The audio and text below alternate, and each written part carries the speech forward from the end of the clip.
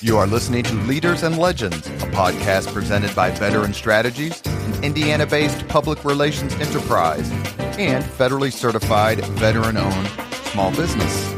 I'm your host, Robert Bain, along with our producer, Chris Spangle. Our podcast is featured on the All Indiana Podcast Network in partnership with Wish TV. You may find Leaders and Legends at allindianapodcastnetwork.com. Thinking of starting a podcast or need to host a public meeting? Let Leaders and Legends LLC be your partner as you look for new ways to communicate your message. Please contact us at chris@leadersandlegends.net. As always, all our podcast interviews are dedicated to the legacy and generosity of P.E. McAllister. Our guest today, Senator Jim Banks, Hoosier through and through, but he's representing us out in Washington, D.C., and he's very kind enough to join us. I know you're busy, Senator Banks. Thank you. Hey, it's an honor. I've been following the show and been following your work for a long time. We've known each other for years, not well, but it's been fun to watch this podcast take off. I had a podcast once too. Only my parents and people who hated me listened to it. So there's a difference? Some days. But what you've built here is something special, and I commend you for it. I'm honored to be a part of it. You're too kind. I can only imagine how many requests there are for your time. But I will say that with your appearance, I have had every living United States senator on the podcast. How about that? I'm very lucky. You know, the Republicans are, Evan Bayh came on too, and so did Joe Donnelly. So, this isn't a Republican podcast per se. I'm a Republican. Joe Donnelly is one of the nicest men I've ever met in politics. When I was in the House, we worked closely with his office. I don't know that I've had a working relationship with someone on the other side of the aisle as good and healthy of a one as I had with Senator Donnelly. So he's continued to do good things. We stay in touch. I now have the Senate seat that he occupied. This Correct. was the Senate seat that I've just taken on was the longtime Senator Lugar seat. So a lot of history, a big legacy. And then it was Senator Lugar got beat in the primary back in, 2012? Right.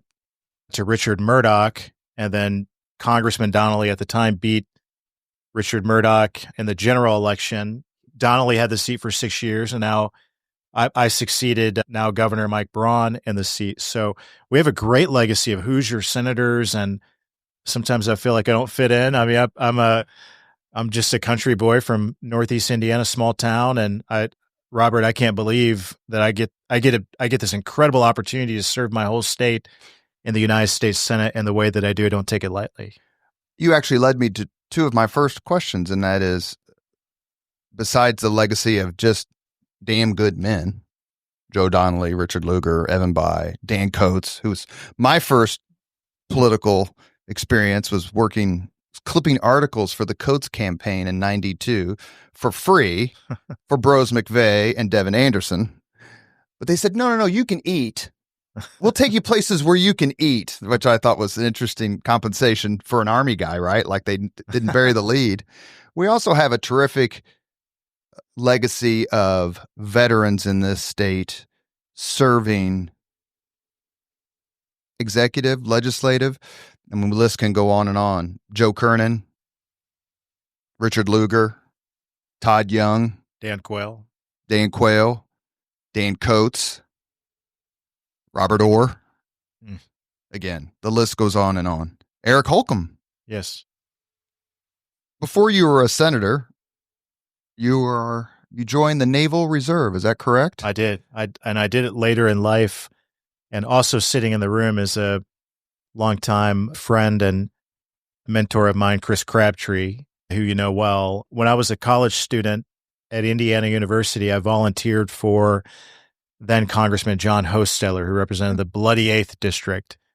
And Chris Crabtree ran the Bloomington district office for conservative Congressman John Hosteller. So you can imagine how much incoming fire that he got in the People's Republic of Bloomington running that office.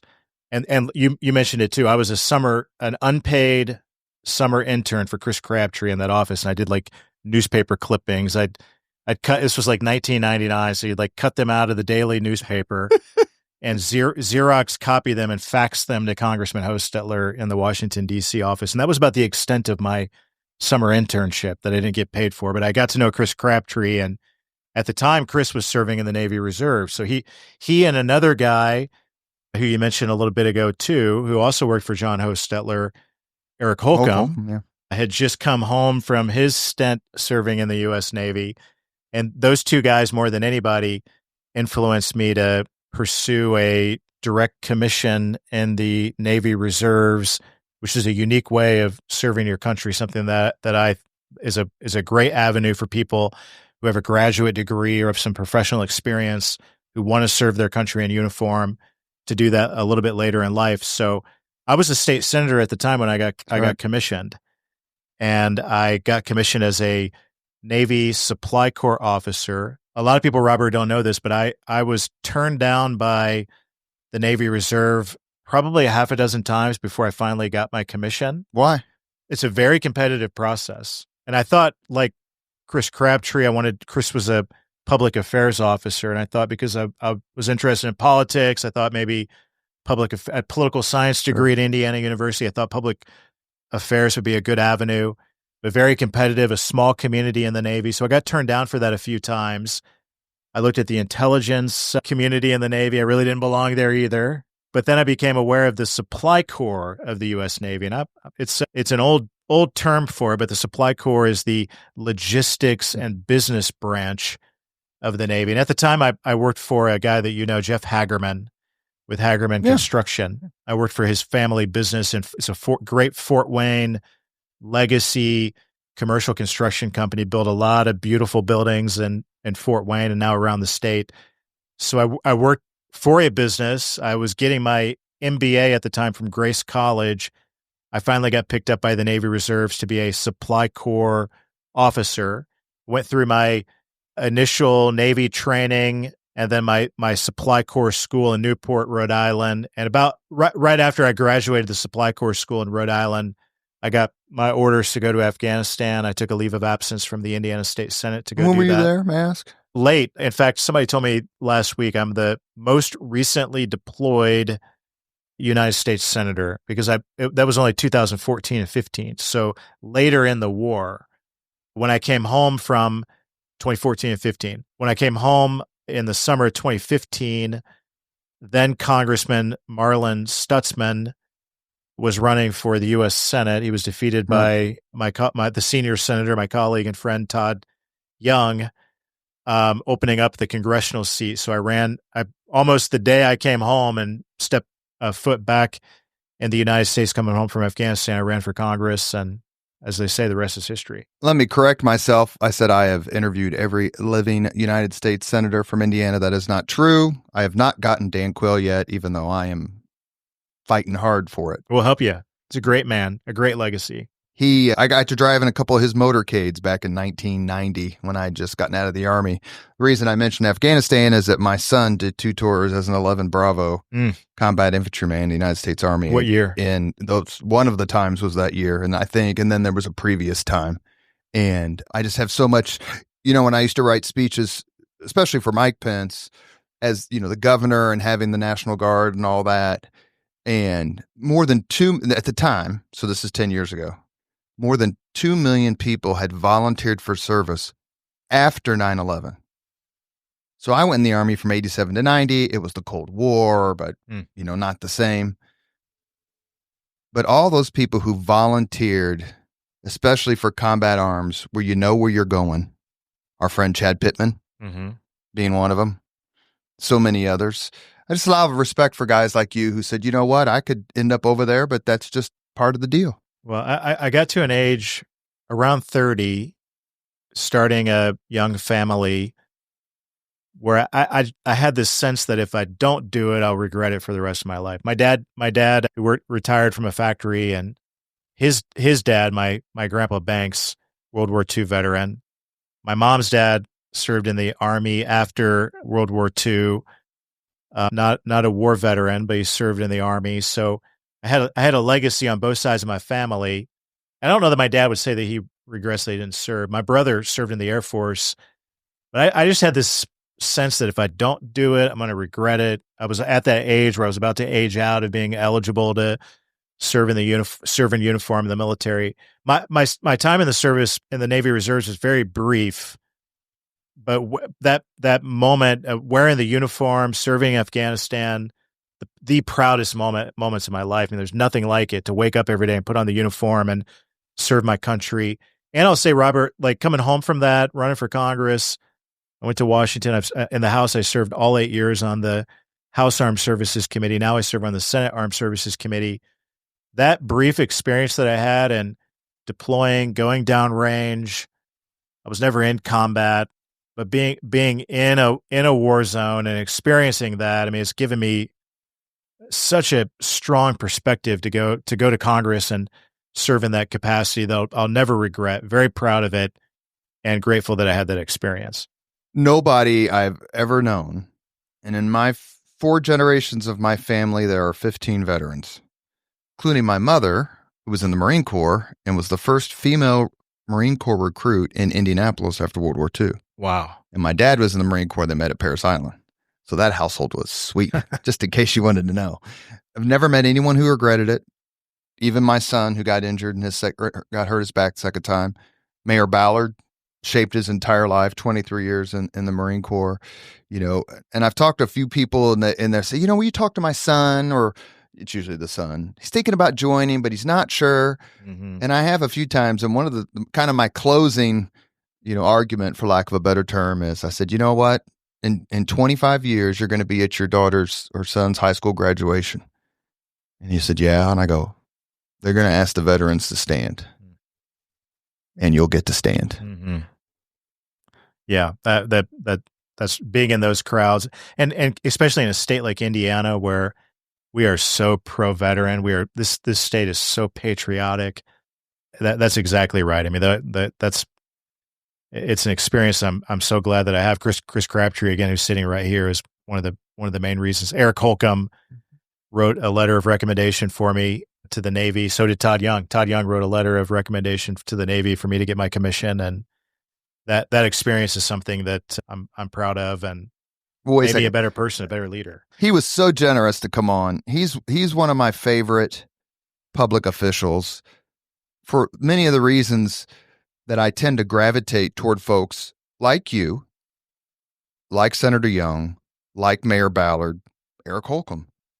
You don't know if they're a United States Senator or they're running the Target at Southport Road. I mean, that's the part about it I like. That's something that's authenticity. Yeah. Joe Donnelly, mm-hmm. Andy Jacobs Jr., who I got to be really close friends with. Speaking of Marines, what is it about Indiana public officials, public servants, that are just so even-keeled and not about themselves? Because the legacy of there's also other people, John Day, Bill Crawford, here at the state level. Yeah. What is it about Indiana that produces those people? I think it's not about the elected official. It's about the Hoosier voter who demands that type of authenticity. Hoosiers can see through it, right? They can smell the bullshit, and they're not going to put up with it. And I think you're onto something. That's the type of that's what Hoosier voters are looking for, Republican or Democrat. They can see through it. I found that on the campaign trail last year, campaigning statewide. I represented Northeast Indiana for 8 years and in the state Senate for 6 years before that. But when you travel the state, you realize that Hoosiers are pretty similar from Whitley County in Northeast Indiana to Posey County in Southwest Indiana. There's a true sense of that we're real people, and we expect real people to go to Washington to represent us. You are listening to Leaders and Legends, a podcast presented by Veteran Strategies. Our guest today is Senator Jim Banks, and we are being supervised by Chris Crabtree.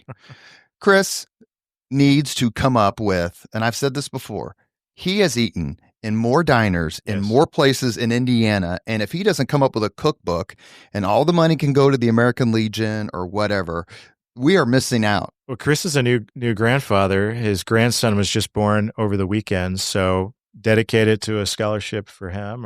Yeah, congratulations, brother. He's one of the funniest and wittiest people that you'll ever meet. He's loyal. He's worked for loyal. He's worked for worked for Becky Skillman, Mike Pence, Mike Soderl, John Hostetler. Now he's stuck with me. So, and he likes to tell people, be careful how you treat the interns, because I was his intern, and now he works for me and runs our field operation throughout the whole state. And we couldn't do it without him. But you really ought to have, he'll probably say no, but I'll force him to do it. You got to have him on the podcast. I would love that, because I'll pair you up with a Democrat. Ooh. And then you can have fun, because some of the podcasts I've done, and they have been great. Jim Kittle and Ed Tracy together. Robin Winston and Mike McDaniel together. Kip 2 and Murray Clark. The list goes on. And it's a fun conversation. I'm going to post this coming week, so this is going to hit Monday. But Monday afternoon, with any luck, I'm going to be interviewing Leon Panetta. Great. Who I admire greatly for a lot of reasons. And he represents what is romanticized as the way politics used to be. I think that's completely false, but that's just my personal opinion. But do you get the sense, is there ever a part of you that was like, I wish I'd been around in the 60s when people drank bourbon together? Or is this whole sort of partisan Armageddon, you're in D.C. a lot, obviously, that's your job. Is it overrated? The whole argument that we just don't get along anymore and they hate each other and all that. Well, you talk about Leon Panetta. His son, Jimmy, was in my freshman class when I got to the house, and we served together on the Armed Services Committee. Jimmy is probably one of the, I don't want to call him he's probably not a moderate Democrat, but he's a sensible Democrat that we've worked together on a lot of different issues. So it happens more than you think. Last week, a story's coming out tomorrow, by the time this podcast comes out, about a trip I took last week with Senator Ruben Gallego from Arizona. He and I served in the House together. Now we're in the same Senate freshman class, and he's an Iraq War veteran, comes from a working class background just like I do, 45 years old just like I am. And we went to Europe, and we have different perspectives on President Trump and Trump tariffs and a lot of issues, but we work closely together. So I think a lot of that is, the national media loves to sensationalize the divide in Washington, and I find this in the Senate more than I did in the House, and I can unpack it in a larger venue, but the Senate requires you to work with the other side. It takes 60 votes to pass something. That's a great point. And so you get, some of the strangest relationships I ever thought I would have when Elizabeth Warren is reaching out to me about we worked together last week. Sue Finkham, the new mayor of Carmel, reached out to me and said, we're having a problem buying fire trucks because all these private equity companies are buying up all the fire truck manufacturers.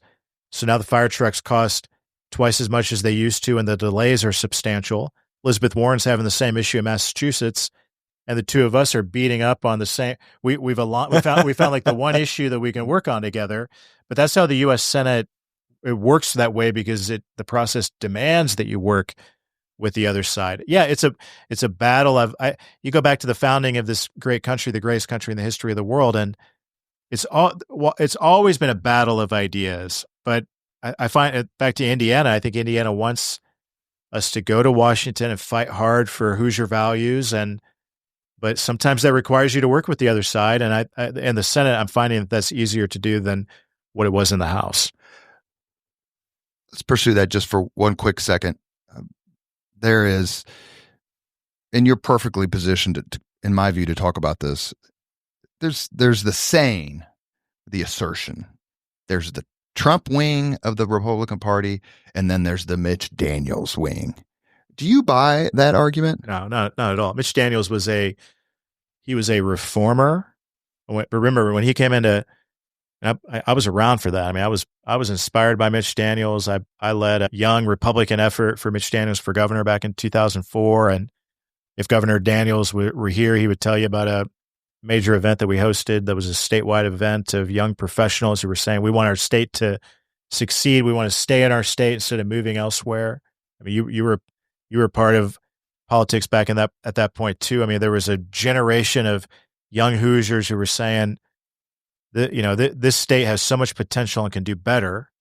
And it took a reformer like Mitch Daniels to come in and completely shake up the way that business was done in Indianapolis. I later got elected to the state Senate when Mitch was still the for the last 2 years of the Governor Daniels term, and he never stopped. He was always pushing, right? Pushing new reforms, education reform, the leasing of the toll road, the daylight savings time in Indiana, issues that were one thing I learned from Mitch Daniels is at one point or another, he pissed off almost everybody in this. There was probably something that he did that pissed off every single Hoosier in the state. But by the end of his time in office, Hoosiers respected him for being that kind of leader, and his popularity was off the charts.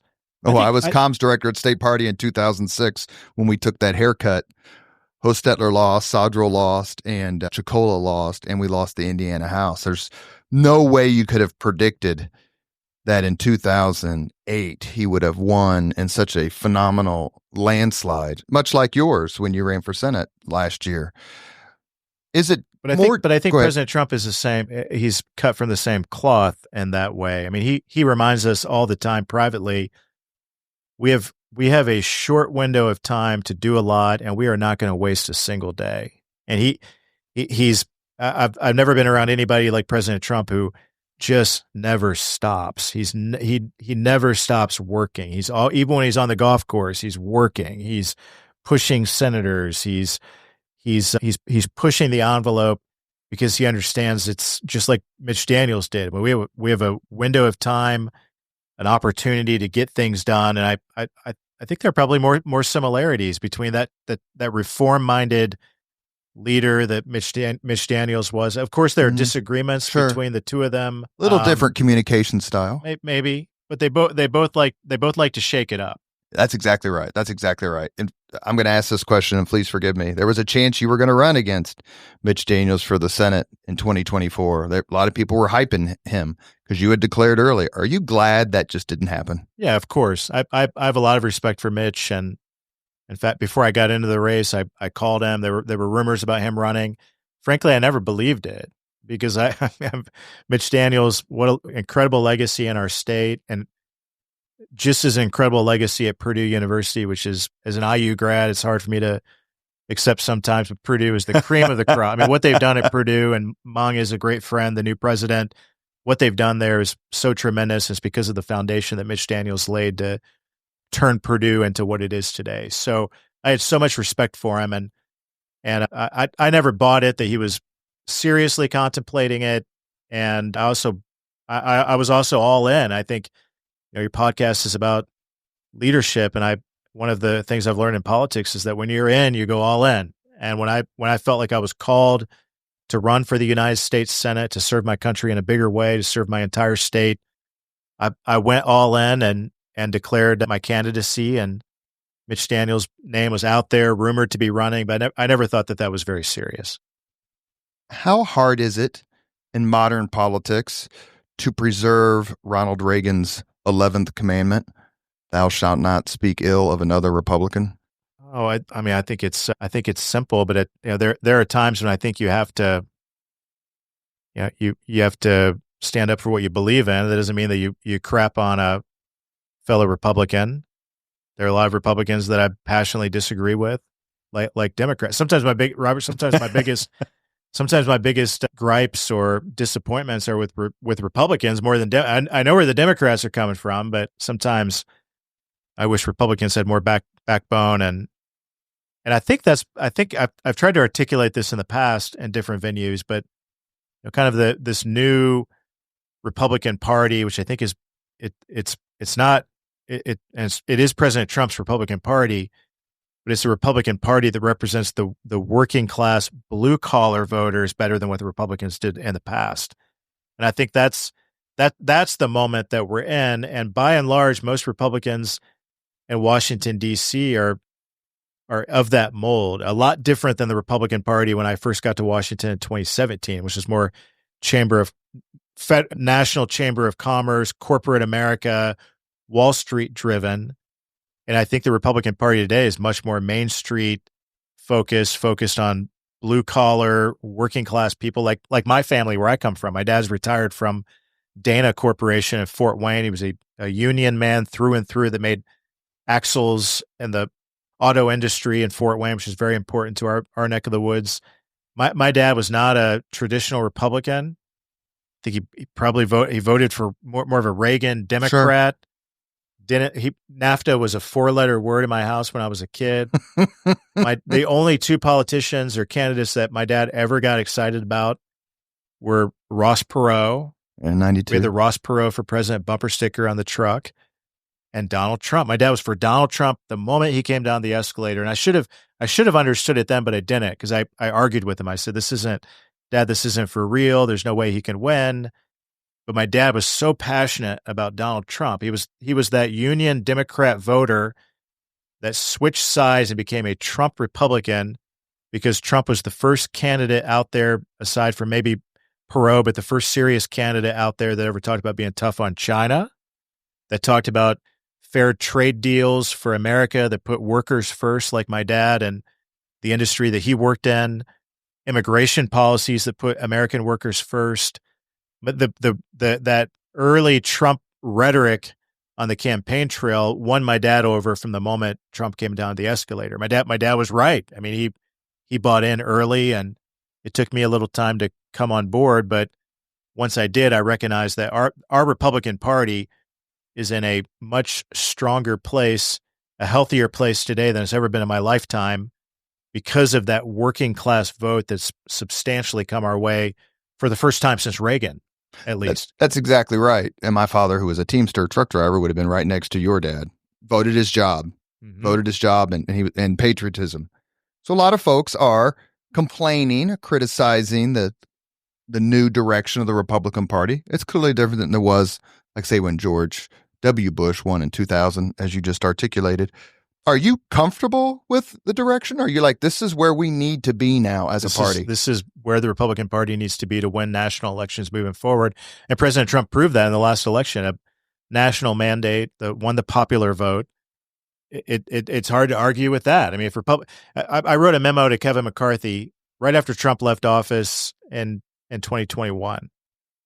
And at that point, January 6th had just happened, and Republicans were kind of the post-Trump era. Trump was, kind of exiled to Mar-a-Lago, and Republicans were at that point, national Republican leaders were keeping a distance from President Trump, former President Trump at that time. And they thought they could have DeSantis, which is Trump without the Trump. Yeah. I mean, that came later, but This was immediately in the aftermath after President Trump leaving office. I wrote a memo to then Minority Leader McCarthy and said, if Republicans are serious about winning majorities and being a national party that can win the popular vote, we have to learn lessons from President Trump about how to keep the working class voters like my dad and my party. Because there was a debate at that point. It was Liz Cheney. Liz Cheney was like the arguing for going backwards to the old school Republican Party.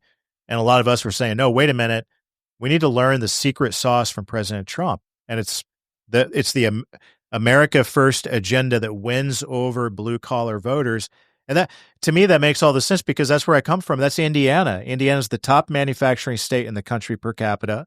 We're the top steel producing state in the country. So these good, hardworking, blue collar, working class jobs that we have in Indiana, and those traditional Hoosier voters, if we're going to win elections, we need them to stay on our side. We can't go become the Wall Street party. We got to be the Main Street party of working families. And President Trump came back, wins the national popular vote, and proves that if we cement ourselves there, then we can be the majority party for a long time to come.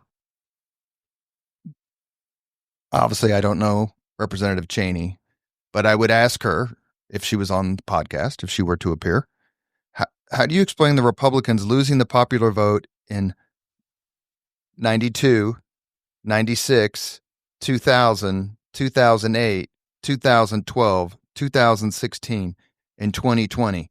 That's not a party that is growing. That's right. Yeah. And Trump winning the popular vote in 24, to me, was the most important outcome of the race. Yeah. It changed the narrative of all the nonsense that went around in 16. You look at the Democrat Party today they're wrestling with this. I mean, I just traveled for a week with a Democrat colleague, and they're trying to figure out, how do we win back these working class? Because that was their secret sauce. And something around the time of, I mean, this is the Trump dynamic. In the memo I wrote and gave to McCarthy, you can find it online, about cementing the Republican Party as a party of the working class. I went back and looked at, you look at mechanics and police officers and teachers and people who largely workers who make factory workers who make an hourly wage, and that giant shift from those voters voting Democrat to Republican coincided with another dynamic, and that's Wall Street donations. So go back to Romney versus Obama. Romney versus Obama, Wall Street donated something like 3-1 to Romney over Obama. Trump versus Biden, it was the exact opposite, almost 4-1. 4-1 Wall Street donations to Biden versus Trump. And it goes back to what's going on right now, the tariffs, being tough on China, telling China we're not going to let you steal our secrets, our intellectual property, steal our jobs. We're going to put serious tariffs on you and hold you accountable for what you're doing to our country. And the steel industry, they see this more than anywhere, the Chinese steel dumping and how they manipulate the steel markets and kill off our good-paying steelworker jobs in places like Indiana. So that Wall Street, now the Democrats are the Wall Street party and the Republicans are the working class party. And if we can keep it there, I don't know how Liz Cheney could. I don't know how she could see it any other way. But that's the equation of American politics that I hope to be a leader of that new party for a long time to come and keep our party centered in that place. Well, to your point, and we'll move on after this. In my conversations with reporters or Democrats over lunch or whatever, I always ask the same question. You can call Trump every name you want in the book. I get that. But until you explain how Barack Obama won so handily in 12 and Trump won in the Electoral College by a comfortable margin, I don't hear you. Like, you have to explain that to me, and then you have to explain to me why it's my fault as a Republican. That's the part that I just, as a political science major at Indiana University, that's what I want to hear. That explanation. How did millions and millions of people who voted for Barack Obama, not once but twice, then turn and vote for Trump? Because clearly that dynamic saved Trump in 2016, without a doubt. Yeah. And the dynamic is also, it's important to note, multiracial, multicultural. When Trump wins more of the black vote nationally than any Republican has in my lifetime. Hispanic males. The Hispanic vote by a bigger margin than what Republicans have won before. Asian American vote. What is the key ingredient? These are working class voters. So that's what unites them. And President Trump is focused on saving their jobs, making sure that, the tariff news in Indiana, we have a steady flow of good news in Indiana. The GM plant in Fort Wayne was the first announcement after Trump signed the tariffs into law. GM in Fort Wayne announces that they're increasing a few hundred part-time jobs and increasing overtime pay for their current employees. Then you had the Honda announcement. Honda says we're going to make the next generation Civic in Indiana instead of in Mexico. So keeping those good paying auto jobs. Then you have Eli Lilly say, because of the tariffs, we're going to bring back $27 billion of pharmaceutical manufacturing to the U.S. instead of in China, and start untangling this mess and getting that supply chain out of China and bring it back to the U.S. Indiana's going to benefit for it. Roche Diagnostics yesterday made a huge announcement.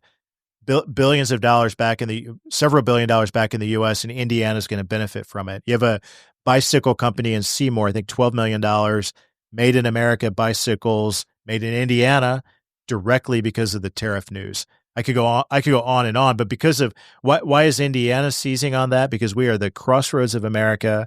We have a rich manufacturing base already in this great state. And I can tell you from corner to corner, those voters in Indiana appreciate President Trump and what he's doing to put their jobs first, increase their pay. And that's how we keep those voters in our party. You mentioned the Democratic Party and you did some traveling. So I hate to ask you to advise the National Democratic Party, but I've read several articles, Bill Maher and other like old-time liberals who are frustrated with politics, frustrated with their party, said their party's nothing but gender identity, January 6th, and whatever else they can think of. Would our country be better off if maybe both parties moved more toward the center, even though I would argue that Trump's policies, certainly economic policies, are centrist and moderate? I would too. I mean, again. But do you tell your colleagues or friends in politics on the other side, hey, why don't you come over? You don't have to join the Republican Party, but why don't you just work with me a little bit? You see a few Democrats who are voices in the wilderness today who are saying exactly that our party has to get back to not being the crazy party. But again, the next generation of American politics is going to be this question: who keeps the working? Can Republicans keep the working class vote? We keep it by representing them instead of representing Wall Street and corporate interest. And Democrats are saying, how can we win them back? That's the next generation of American politics. So we have to have leaders, federal, state, and local level who are intent on representing the blue collar voters in a way that Republicans traditionally haven't done a very good job of. So that's what this all gets back to. And I think President Trump has us on a great path for Republicans to stay cemented in that direction for a long time. You are listening to Leaders and Legends, a podcast presented by Veteran Strategies. Our guest today, United States Senator, and I'm going to ask this question because I ask this question of all public officials, right? So Senator Jim Banks, where would you be without Amanda, Lillian, Elizabeth, and Joanne? I'm a girl dad. And now all of a sudden, my 3 daughters are teenage daughters. So, and my wife, I'm not the perfect. Your 20th anniversary this year? We celebrated our 20th anniversary. I was stuck in Washington, but I made up for it, and we went on a nice anniversary trip the first week that we had a recess week. She is the perfect wife, the perfect mom, but our 3 teenage daughters are, pray for me and for all of that. I mean, it is a rough and tumble time in life, but very proud of them. We live in the same small town that I grew up in, and we have a busy house. My dog Marshall, who named after John Marshall, George named Marshall, after Thomas Riley Marshall, the former vice president, former vice president from Indiana, who comes from Columbia City, the same small town that I do. So he keeps me. He's my guy that keeps me company in all of the chaos and drama. But my wife, as you know, when I deployed to Afghanistan, she was elected by my state senate district to go to the state house. And I forget who I was with somebody today who reminded me that she was a better state senator than I ever was. I certainly wouldn't be a United States senator if it weren't for her. She's engaged in the political battle too, and we care deeply about our conservative values, our pro-family values, and for our family, it's a family affair. It's a family effort. I mean, my daughters spent much of the last 8 years in Washington with me, and at a younger age, that we do this. We serve as a family. We understand that this is a commitment that all of us make, and very proud of them. And they're developing their own viewpoints and values as well. I'm trying to influence that as much as I can, but very, very proud of them and very proud of what our family has accomplished. Greg Ballard, who was midway through his first term as mayor, we were in a car riding back from some speech or whatever, and he served in combat in the first Persian Gulf War, was under artillery fire. We were talking about it somehow, some way, and I said, is that the toughest thing that you've ever been through? He looked me in the eye, as serious as any time he's ever looked at me, and said, that's nothing compared to parenting a teenage daughter. At the time, my daughter was like 12 or 9, maybe. So I was getting ready to come into it. And I looked at him, I started laughing. I'm like, you can't be serious. He looked like he was getting ready to be walked to the firing squad. He looked right. He goes, no, it's very, very, very difficult. He goes, you just have to. Karen Pence told me this too. You just have to fight for them. Ah, that's right. They could care less than a United States senator. I can tell you that. But raising girls in this culture and this environment is really tough. I mean, going to watching their experiences in schools, watching watching what they went through COVID and the lockdowns, and my daughters were at that prime age in public schools of They got the biggest end of the raw deal of the lockdowns and COVID. So they're a part of that. They're going to be a part of probably what years from now we'll look back as the COVID generation and the long-term effects of that, and trying to raise them in a way that give them boldness and the ability to stand up for themselves and instill in them those values more than anything else is my mission. Is there a particular Hoosier leader and or legend you admire most? I don't know about most. I've thought about this a little bit, but one of my early political influences was Governor Bowen. I just right before I came to see you, I was with Governor Braun and stopped by to say hello to him. As you know, I replaced him in the Senate, and now he's the governor. And one cool thing about being governor is you walk into the governor's big, beautiful private office, and he's got the portraits of his favorite governors on the wall. And one of his portraits was Governor Bowen. So I got to tell Governor Braun about my unique relationship with Governor Bowen. Governor Bowen and I were in the same college fraternity at Indiana University. He was there a long time before I was. But much later in his life, when I was Delta Chi is the fraternity, I became aware that he was, as I first got interested in politics, I became aware that he was also a Delta Chi at IU. So I wrote him a letter. And at the time, I was the college Republican president at Indiana University at the same time. So I wrote Governor Braun a letter. He was retired to Bremen, Indiana, not far from where I'm from in Columbia City, just up US 30. Wrote him a letter. I'm the college Republican president, and I'm a Delta Chi. And I wonder, he had to have been well into his 70s at this point, maybe pushing 8. I don't know how old he was when he died, but I wrote him a letter, and I swear 2 or 3 days later, I get a handwritten letter back responding, yes, I would love to come and speak to the college Republicans. I would love to stop by the Delta Chi house and visit the men of Delta Chi, the students who are there, and he did. So a couple weeks later, he comes to campus. We had when I was college Republican president, we had lots of Murray Clark was state senator back then, and we had a lot of other great speakers, but my favorite was Governor Bowen, and that led to a long term in the later years of Governor Bowen's life, a long term pen pal relationship. Later I ran for, first thing I did, I ran for county council, and then I ran for state senate, and Governor Bowen would endorse me. And I don't know, man, back in Whitley County, that was a big deal. I mean, we weren't far from where he was from.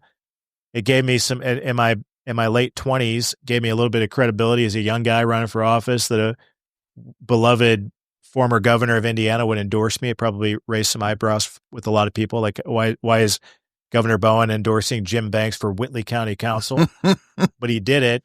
But one of my favorite treasures, and I have it framed, and if you ever come to my Washington, D.C. office, I have it framed in my office, a handwritten note, front and back, from Governor Bowen. And I think it was when I ran for the state senate. And he wrote this, it's a long letter, his name's on the top, and Governor Bowen writes in his handwriting, cursive handwriting, I support you running for the state senate, but I really hope that you'll just keep moving up. Keep going. And for me, like for a kid where I came from, I grew up in a trailer park in a small town in northern Indiana, son of a factory worker. For him to take that kind of interest in me was special at that point in my life. So I think about Governor Bowen a lot. I mean, he was the Speaker of the State House. He was the first 2-term governor in Indiana history, 72 to 80. And then he went and served as the Secretary of Health and Human Services for President Reagan. And then he played that senior statesman role in our state. I would go visit with him in Bremen in his basement, and he had a little bit of a wall of fame on the wall with him and famous people, but he would visit for hours over lemonade and iced tea and talk about Indiana political history, and I loved it. I wish I could go back. I wish I could have recorded it and some of those conversations, but if to answer your question, I mean, he would be top of my list. I also thought it was really cool that Otis Bowen was Secretary Health and Human Services in '87 when IU won the national championship and got to be there when Ronald Reagan's making fun of Bobby Knight. He was governor of Indiana for the undefeated season in 1976 as well. That's right. Did you enjoy your time in Bloomington? Maybe too much. I love my time. It took me, I don't brag about this, but it took me 8 years to graduate, and not with a graduate degree. I wasn't a serious student, but for me, that's where, I first in my family to go to college. I didn't know what I was getting into. I remember right before I left for Bloomington, my dad told me, he said, he goes, my parents called me Jimmy. He said, Jimmy, I don't know how we're going to pay for this. He's like, I'm sorry, but I don't think you're going to, like, weeks before I was set to go to Bloomington. I'm like, what do you mean, Dad? I'm enrolled at IU in Bloomington. I'm going.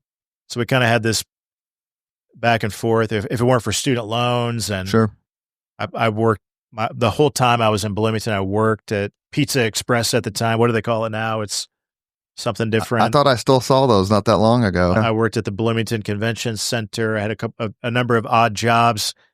My parents helped as much as they could, but we didn't come from a place where my parents could pay for my college. So it took me 8 years to graduate, but I got the political bug. I went and worked with Crabtree on the Hostettler campaigns. I learned a lot about politics. And did you think about joining the military right after high school? My brother was in the military. My brother joined the Air Force enlisted in the Air Force right out of high school. But it was something I thought in the back of my mind, it was something I had a passion for. I applied a number of times and couldn't make it. And I got to an age where I thought, like I said, if I'm going to do it, I got to do it now, because I'm going to be too old to do it. And if I don't do it, I'm going to sit back for the rest of my life and regret it. So I did it about as late as I could. We have a few more minutes with Senator Jim Banks.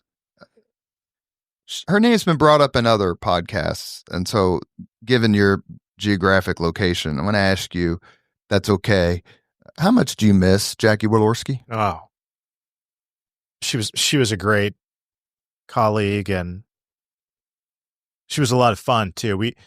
When in the House, I served in the House for 8 years, and she got there maybe 4 years before I did. She ran a couple times before she won. Right. She ran against she ran against Donnelly and lost, and then Donnelly opened up the seat, and then she won it 2 years later. So we knew each other because her time in the State House. That's right. We had similar values, but we had so much fun. Susan Brooks, Larry Bouchon, Walorski, and I would always sit together on the floor, and it was just there were fun moments, special. We talk about what was going on back home, talk about our families, and joke about some of the more colorful people in Indiana politics. And we have our share. I'll never forget the shocking phone call I got where I was and what I was doing when Kevin McCarthy called me and told me that he found out about it first and called to let me know. And I just for a few hours it hadn't hit the news yet, and I thought, well, this can't be true. And of course it was. And our districts were right next to each other, so Jackie and I had this thing where we didn't want to surprise each other because we shared Kosciuszko County, which was very, very Republican county, important in her district, important in my district. And we would talk often about how we were going to vote before we voted. And sometimes we would change each other's minds. Right. So you bring her up and brings back a lot of memories and a lot of emotions, because she was truly one of the best. I was at her funeral, and so powerful. All of the colleagues from across the country who came out for it, because she was loved by everybody in Washington. She was larger than life. She was a big, tall lady. Yes, she was. Big lady.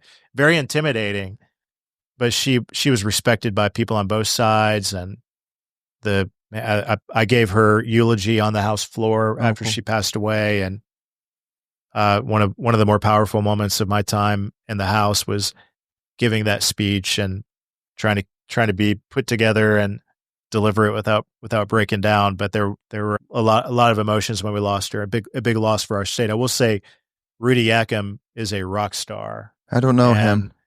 he is the bright up and comer in the House for Indiana. One thing that we've lacked in Indiana politics are long-term House members who rise up and become committee chairs, and he's going to be one of those guys. He's going to be chair of a committee or in lead. Erin Houchin's another one. Erin Houchin is cream of the crop for Indiana. She's going to be a leader for our state. She is for a long time. Dynamic. She is so great. So, but Rudy took Jackie's place. He was a part of Jackie's team, and I think he's honored her in a big way in the way that he's approached the same job, and I think we can be very proud for that. Representative Houchin and I had the exact same job 25 years ago. She was the executive assistant to Connie Noss. And she left, and I took the gig. So every time I see her, we always chuckle about it. Speaking of somebody, legit, down to earth, cool, approachable, fun to talk to or talk with. I hope she's someone else who keeps rising. Yeah, she will. 2 final questions before we get to the 5 questions. One is, if you could make a difference in one particular issue in D.C., I know you've got all these armed services and technology, AI, all these things that you talk about, but if you could come back to the state party Lincoln Day or the state party thing and say, I have just got done making a difference and this is going to change for the better, what would this be? It's got to be the debt. I mean, 33 trillion and counting in debt. That's COVID. The debt was rising before COVID, but COVID sent it in a spiraling direction. We now spend more in interest, paying interest on our national debt than we pay for the entire budget of the Pentagon, which is nearing. It's going to be $1 trillion. We're going to be spending $1 trillion on defense budgets. So you think about all of the schools that you could build, the roads that you could build, the teachers that you could hire, the innovation that you could invest in with $1 trillion every single year. And instead we're paying it just on the interest of our national debt. It's one of the reasons that I've voted against all of these omnibus and spending bills in Washington. And for the most part it's just continuing to kick, when both sides do it, kick the can down the road, and kind of the way you got to change the process, the way the appropriations and spending process. Right now we are, for the first time ever, in a full 1 year long continuing resolution. So it's a broken process, and something that a lot of us in Washington spent a lot of time talking about. And with President Trump, I think we have an opportunity to advance some reforms as we approach the end of this fiscal year. The fiscal year starts on October 1st. So when we get into August and September and we're having this conversation again, it'll be an opportunity to make some serious reforms that are much needed to bring that picture down. President Trump's committed to it. He and I have talked personally about it a number of times. I chaired the largest conservative caucus in the House, the Republican Study Committee, which is really focused on spending and the debt and budget reforms, and had an opportunity to present a lot of those reforms to President Trump in the first term.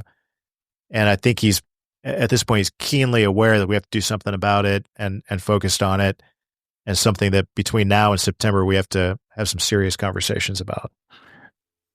You went viral a few weeks ago when you were accosted, and I'm going to use that verb. Do you sometimes wish that you were a public official at the senatorial level and there was no social media? Before social media? I don't know. I mean, on one hand, it's never been easier to communicate with your elected official at the local, state, or federal level than it is today with, that direct contact with social media. Social media is also, I think, broken down just like a podcast does. Broken down the more biased aspect of mainstream media. That you can go directly to a source and learn from them rather than being filtered by someone with an ideological lens in a mainstream media outlet. So I don't bemoan it. You caught a real moment of me in an elevator with who I would call an activist on Capitol Hill, which is actually a frequent occurrence, and I'm not complaining about it. He had a right to be in the Senate office buildings. He chased me with a camera. He felt that he was wrongly denied his federal job. My retort to that is no one is entitled to a government funded job. I mean, that's a privilege. That's why it's public service. And no one is especially entitled to a taxpayer funded job if it's a job that wastes money. I mean, in this case, this guy made something like $100,000 a year in a job that was determined to be unneeded, and he's not entitled to that job. If the new administration, by the way, which has a mandate, winning the popular vote, President Trump, the Doge effort eliminates jobs that they believe are wasteful. This guy's not entitled to have that job. So any more than you're entitled to your Senate seat. Right. I put my name on the ballot. I'm elected by the people. In my case, got more votes than any candidate for the Senate in Indiana's ever got before, because Hoosiers want me to go to Washington and shake it up. I mean, they're looking at the debt picture, 37, I think I said 33, but $37 trillion in national debt. That's right. Means that you have to cut wasteful spending. And who said it? You'll be surprised by how much government you'll never miss. A famous Mitch Daniels line. I mean, and he slashed the state budget in that way. It's the same approach that we need at the federal level. So when I responded to this moment that became viral with this former federal government worker, my reaction was cemented from a place of not having any tolerance or patience for him when I'm thinking about my dad, who worked in a factory and paid taxes, who never made half as much as what this guy made for this job that was determined to be wasteful. Police officers, restaurant workers, teachers who are working hard for a job that might make $40,000, $50,000, $60,000 a year, and they're paying taxes to the federal government. This guy's not entitled to waste that money. I mean, this guy's not entitled to have a job that spends those taxpayers' dollars in a way that's unneeded. So, if anything, it was a raw moment of expressing that impatience for someone who, and I don't know this is a fact. I think we'll find out soon enough. These former so-called fired federal workers because of the Doge effort. I mean, they're probably being paid by, this is common. They're probably being paid by some left-wing group to go and be antagonizing on Capitol Hill and be provocateurs and chase senators around and try to get their own viral moment. And I think that's probably what you saw. We've reached the point on the Leaders and Legends podcast where we ask the same 5 questions of all of our guests. Crabtree, you want to get in on these questions? Now he has to come back on the podcast. He'd be so good. What was your first job? When I was 13 years old, I went to work for a hot dog stand in Columbia City, drive-in hot dog stand. And it was owned and run by a buddy of my grandpa and my dad who worked in the same Dana factory. His name is he's still alive, Jack Hinman. And it was a summer job. I ended up working there my whole time in high school. I think when I came back from college, I worked there for a summer or two. When I came back, the best part of the job is I was back in the back making the hot dogs and running the deep fryer, but the car hops were the local cheerleaders. So it was a popular place to work, and I learned it. I loved it. I learned, even though I smelled like Coney dogs at the end of every night, I can still smell that stench of onions on my tennis shoes. And I mean, if I think about working there, but you know, I learned about hard work, working probably minimum wage at that point, and the value of hard work. That's something my dad taught me, and it was a lot. It was a job with a lot of fun. I worked at Arby's after that too in Columbia City, and those are jobs that teach you about work and how to work hard, and you learn a lot from that. What was your people? Working customer service. Yeah, customer service, working with people. What was your first concert? I was thinking about this. I mean, when I was in my youth group in high school, it's probably like the Newsboys or Petra or some Who? Christian band. Oh, okay. Sorry. But I think it was probably something like that. The first concert that I can remember though was the Smashing Pumpkins. By the way, I love concerts. I go to a lot of them. Oh, you do? Really? I do. I love live music. Something about me that only a few people know. I think my first big concert in Fort Wayne was the Smashing Pumpkins. That's a big difference from the Christian concerts, right? Smashing Pumpkins. I can remember going to see them at the Fort Wayne, with the Memorial Coliseum. My favorite band, if I could take a minute on Sure. this, because this is important to me. My favorite band is the Counting Crows. I'm a child of the 90s. All right. Mr. Jones, my favorite song. I've seen the Counting Crows over 30 times from what I can count. And one name that a lot of your listeners might know is Angel Rivera. Oh, yeah. Who was a buddy of mine, a college Republican buddy of mine from Puerto Rico. We met in one of the most liked people I've ever met. He briefly served on the city council in Indianapolis. Right. He now lives in Dallas, Texas. He's to this day, he's my concert buddy. So we've gone to a lot of Counting Crows concerts together. A few years ago, he and I saw Bruce on Broadway, which was one of the highlights of my life, to go see Bruce Springsteen on Broadway. It's now a Netflix show, and I recommend it because it's a beautiful tribute. It's a emotion. Bruce Springsteen, the greatest of our songwriter and musician of our lifetime, I believe, and hear him tell stories and sing songs in between. And so those are some memorable moments. I also saw REM in Denver. I took my wife, who is arguably 5'1", and it was in a general admission standing room only, very tight, small venue right before REM broke up. And my wife hated it because she was short and she couldn't see over people. So she wanted to leave early. And I'm like, my God, this is a historic moment. REM and another great band. I've seen Bruce Springsteen a few times. I love the Counting Crows, but as they get older, they keep putting out new music that I want to like, but I don't like it as much as their old music. But these days, the Killers, I saw the Killers a couple times in the last year, and they put on a hell of a show. But one of the best shows I've ever seen was last July at the Ryman Auditorium. And now you got me going. The Ryman Auditorium in Nashville, front row for the Bleachers. I don't know if you know the Bleachers, but they are a great live band. One of the best shows I've ever seen. I can't wait to go back to see them sometime. And hopefully they come to Indianapolis and I get a chance to see them too. So I love concerts.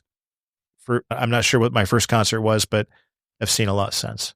You still call it Deer Creek, correct? Yeah, I do. But I haven't gone back there very often. You know, I saw the Counting Crows most recently. Eric Tobias has done this thing up at what is that park up in north side of Indy? The Rock at the Ruins. Rock at the Ruins. He had a 2-night. Do you know Eric Tobias? I don't know him either, but I follow him on social media. He put this together, this Rock the Ruins, and the Counting Crows came and played back to back. It was my birthday a couple summers ago. Back to back shows. It was an incredible venue for a band like that. And then before that, I saw Counting Crows right here at White River, which is another great outdoor venue too. So we're blessed in Indiana with some great music venues. If you could suggest any book for someone to read, which book would you recommend? I read a lot. Every year I post the books that I read for the previous year on Instagram around New Year's, and I compete with myself. I think I read over 30 books the last couple of years. So this is my outlet. I'm a little bit introverted, so the way that I dial it back and recharge myself is to read. I'm on the airplanes a lot, so I read a lot in the airports or on airplanes. And you've been on my brother's airplane as he flies Republic. Oh yeah? Mm-hmm. Well, Todd Young's been on it. Greg Pence has been on it. I'm like, look for the 6'4", 300-pound guy who looks trying like you. Until we were side by side and you'd think that one of us was adopted and it ain't him. Well, they say that fiction builds empathy, and I need to read more fiction apparently. But I read a lot of biographies, and last year I read a John Quincy Adams biography. Randall Woods, a great one of the presidents who doesn't get enough credit, but also someone with there for the founding, son of a president, diplomat, Secretary of State, did incredible things, becomes the president for 4 years, and then had enough humility to come back and serve in the House of Representatives. And it was one of the chief fighters against slavery in the House. And one thing I love to do when people come to Washington, I tour them around the Capitol, take them to Statuary Hall, and you can see in Statuary Hall, which is the original House chamber, where the former presidents who served there, where their desks were. Mm. And you can go right on the statuary hall, the House floor, and stand right where John Quincy Adams was a House member and where he would speak out against, those big debates over slavery. Abraham Lincoln's desk was in the back. He was a backbencher way in the back of the chamber. You can see the plate where his desk was too. So a great historical figure, former president that doesn't get enough credit, that had a big impact on our country. So that I spent a lot of my time reading. As far as book recommendations go, I perhaps have many, but go find my Instagram page and you can see what I've read every year. I post it every year and make a lot of recommendations. And I think I asked you earlier, do you listen to podcasts much? I don't, except for yours. Well, the author of that book on John Quincy Adams came on my podcast. Well, there you go. And he was Randall Woods. I'll email you the list of all. There aren't a lot. Podcasts. I mean, aside from his, there aren't a lot of great John Quincy Adams biographies. I was always struck by that. No, because he's so overshadowed by Jackson, and I've had a former congressman came on. Remember Christopher Cox? Yeah, I just read his book. He was on my podcast to talk about that. I'll send you the list. I've tons. I'm very lucky. I've had these amazing historians on. I know you're a history buff. Cox's book on Wilson is the first book that I finished this year, so that'll be on my stack at the end of the year. I a lot of interest in that era, but Thomas Riley Marshall, my hometown, former Indiana governor and then vice president, was vice president to Woodrow Wilson. It's not a flattering book about Wilson or Marshall or that administration. And I don't know that I've ever met Chris Cox in person, but at some point I want to sit down with him and have a longer conversation about that. Number 4, if you could witness any event in history, be there in person as it happens, which event would you choose? There's so much. I mean, we just got through Easter, so the resurrection has to be the top of my list. I mean, to actually see it, to be there and witness that as a Christian. If you think of historical moments, that has to be it. I do have a sense though that we are. I feel this every single day when I go to work and when I go to Washington, that we're living through great history. I mean, I'm optimistic about America and our country and the role that we play in the world, and so I'm grateful that we live in a time like what we do and have a sense that we're making history at the moment. If you could, this is a somewhat difficult question for you because senators and governors and celebrities, like they've had lunch or dinner with, either their heroes or really, famous or important people. But if you could have dinner with anyone living today, 2 hours off the record, just to chat, whom would you choose? It's a dangerous question because when you meet people that you admire, they end up being total pricks. And to spend 2 hours with someone that you put on a pedestal and then he'd be disappointed or whatnot. It's got to be Michael Jordan. I mean, is there anybody who's ever done anything that was as elite and the very best at what they did more than Michael Jordan? I can't think of it. That's a great answer. And I'll be candid. I don't know. This is my 310th interview. I don't know if we've had Jordan as an answer. If we have, it doesn't stick out. But that's a terrific. Yeah, I'm a child of the 90s, and I mean he was the very elite. I mean, I know there's debates about whether or not LeBron or Michael Jordan were the greatest. There's no question about it. He was the greatest at what he did ever, and I can't think of anyone who was more dominant, that had that the killer instinct that he did, that was that much of a competitor and changed the game of basketball more than what he did. So lots of people I could come up with who are long gone that I'd love to have dinner with, but as far as living people go, he'd be the top of my list. I ask one question that I didn't ask earlier that I'd like to, and it'd be a short answer because I know our time is coming to an end. Both as an elected official here in Indiana, serving in Indiana, and a United States Senator elected in Indiana, serving in D.C., sometimes you have to tell your governor or your president no. How do you do it? Well, I've served. I got to Washington with President Trump for the first 4 years of the Trump term, and then I served for 4 years under Biden, and now in the new Trump term. One thing, the personal side of President Trump, I've spent a lot of time with them, and President Trump has been very, very supportive me over the years, and I've had incredible experiences with President Trump, riding in the limo with him, being with him one-on-one, and having dinner with him. He's incredibly engaging. And one thing about him that a lot of people, the part of President Trump that a lot of people miss and don't see is President Trump asking me for, what do you think about this? What do you think about that person? What do you think about this legislation? He, like I said before, he never stops. He's always engaging and talking. When I reach out to President Trump, he always takes my phone call. He always wants to talk and engage, and he wants the perspective of what's going on in the real world. And he loves it. By the way, he loves Indiana. I mean, he attributes his win in 2016 to winning the primary in Indiana. That's when he became the Republican nominee, and Indiana's been very good to him. So he's always asking me about what do people in Indiana think about this? How do they feel about that? And tell the good people of Indiana that I love them and I appreciate them. So to answer your question, it's very easy to give President Trump my perspective. And I've found over the last 9 years of knowing him, and I got to know him better after he left office. We spent a lot of time together at Mar-a-Lago and Bedminster, and had lots of conversations about him running again and what another Trump term would look like. We talk a lot about policy, and we were aligned on the big issues of the day. So there are a few disagreements, but I find him to be very engaging and wants to hear from leaders about how they feel, and takes. I've seen him banter back and forth with people who he disagrees with in an incredibly respectful way. And at the end of the day, he's a deal maker. He wants to find common ground and get things done. And that's what I appreciate about him. You have been listening to Leaders and Legends, a podcast presented by Veteran Strategies, an Indiana-based public relations enterprise and federally certified veteran-owned business.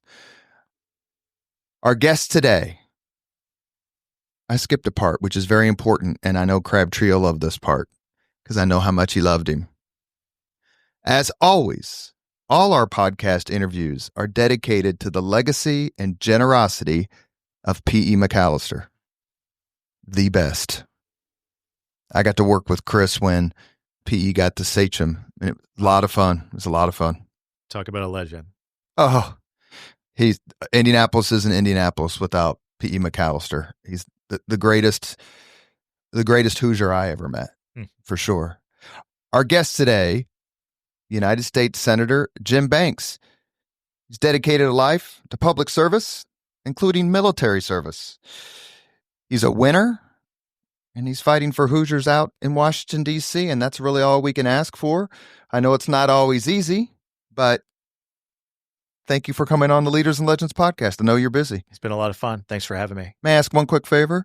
Tell Marty Obst to quit big timing me and come on the podcast. I'll order him. I'll be happy to order him. You got to be tough on him, though. Tough questions. Thank you, Senator. You got it. That was fun. Thank you very much for listening to Leaders and Legends, brought to you by Veteran Strategies Incorporated. If you want to contact us about this program or our menu of public relations services, please send us an email at robert@veteranstrategies.com. That's robert@veteranstrategies.com.